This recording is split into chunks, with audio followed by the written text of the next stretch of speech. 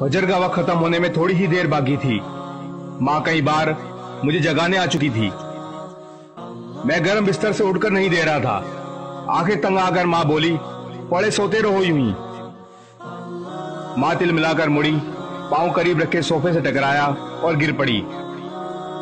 उफ अल्लाह की आवाज पे मैं हड़बड़ाकर उठा और कंबल फेंक कर इसकी तरफ भागा। माँ की तरफ देखा तो वो दुख से मुस्कुराई और कहने लगी, माँ की मोहब्बत ने तुझे कैसे तड़पा दिया बेटा। लेकिन माँ देने वाले की मोहब्बत का तुझ पर कोई असर नहीं। बड़ा घाटे का सौदा हुआ ये तो।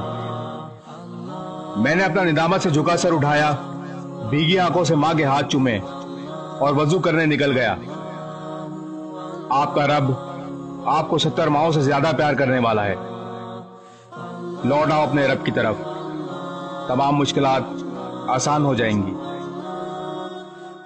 इस वीडियो को शेयर जरूर करें। हो सकता है आपके एक शेयर से ये बात किसी के दिल में उतर जाए।